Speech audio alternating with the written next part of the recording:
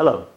In this video, I would like to talk about a study tactic that I call back and forth studying that ties together some of the ideas and concepts that I've covered in my past couple of videos. The last one about language study being a form of mental exercise.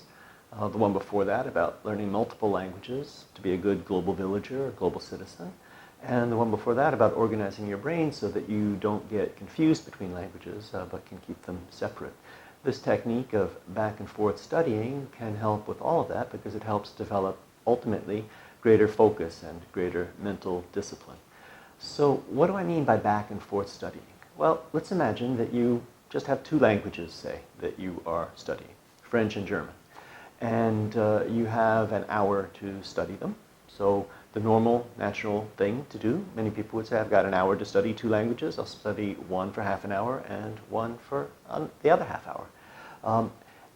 Rather than that, what I have found would work better is to spend, say, 10 minutes on one, 10 minutes on the other, 10 minutes on the first one, 10 minutes on the second one, and then final 10 minutes, going back and forth between them.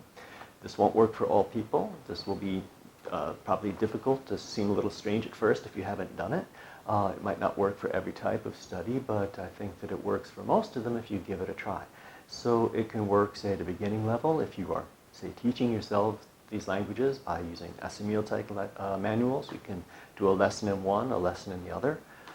If you're more advanced and you are now reading to maintain or develop your languages, you can read a page in one, a page in the other, or a chapter in one, a chapter in the other.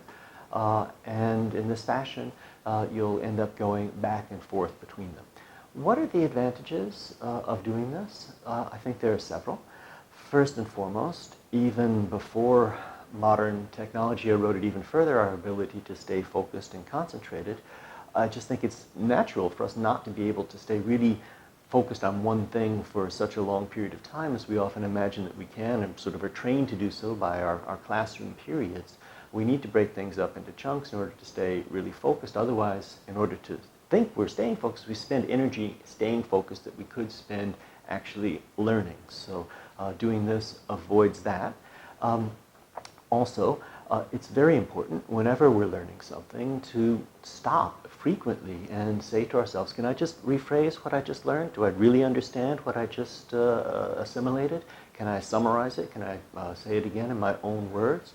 But we tend not to do this. We tend just to plow on and to forget to do this. So when you're going back and forth between topics, between languages, between an idea, a page in a book or a lesson, you're forced to do this. You have to say, now where was I? And sort of catch yourself and pick up from where you left off. So this forces you to do that and ultimately helps you have greater understanding, greater concentration.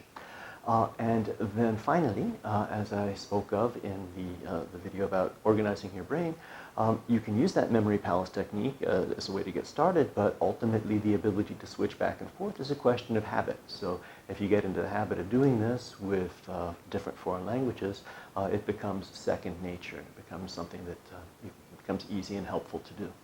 So again, this technique of studying back and forth might seem a little strange if you haven't done it before, but if you give it a try, I think you might find that it brings you very good benefits in your language studies and in all kinds of studies. So do that, and I hope this was helpful for you, and I will talk to you again next week.